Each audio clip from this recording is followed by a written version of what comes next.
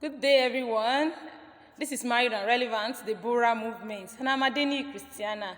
Today, we'll be talking about effects of communication on marriage to round up our series on communication. During courtship, we look forward to speaking to each other daily. We talk to each other for hours daily. We talked about the necessary and the unnecessary thing. We talked about virtually everything.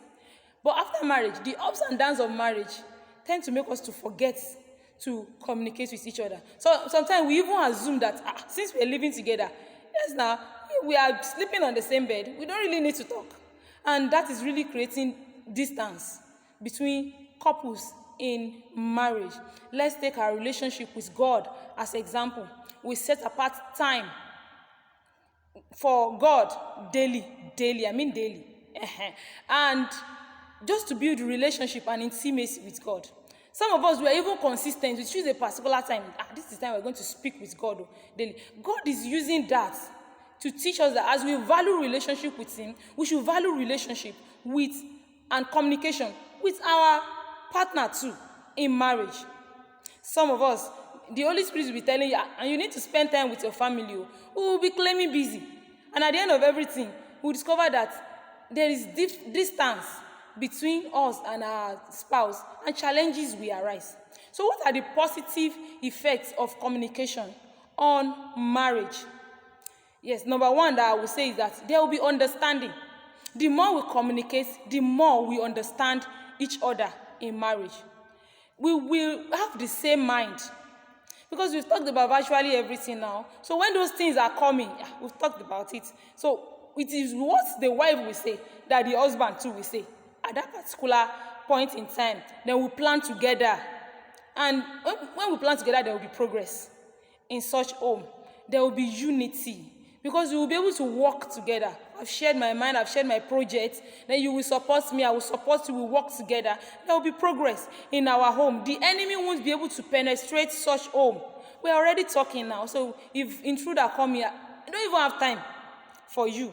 Because me and my spouse, we have time that we'll talk daily. There will be peace. There will be joy in such home.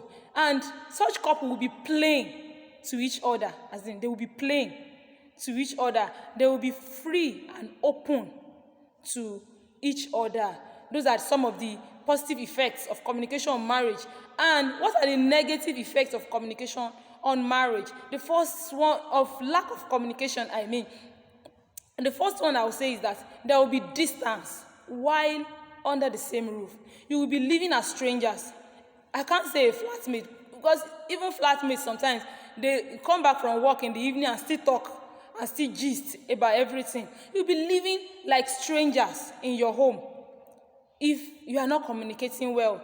The next one I will say is there will be disunity. We are not talking now. So may go south. Why? The husband will go north.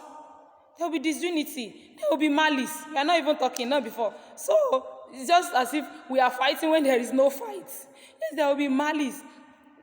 Intruder or third party, we easily creep into such home because we are not talking, and we are wired to talk as human beings. So if anybody come in and want to talk, we will talk now. There will be stagnancy. We have ulterior motive towards each other, and at the end of everything, there will be separation or divorce, because we won't know each other. There will be constant misunderstanding.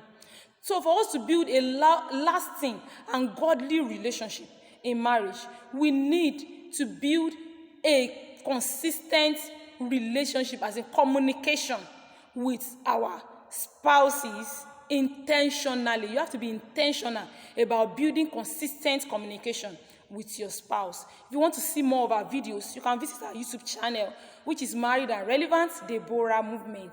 Be blessed.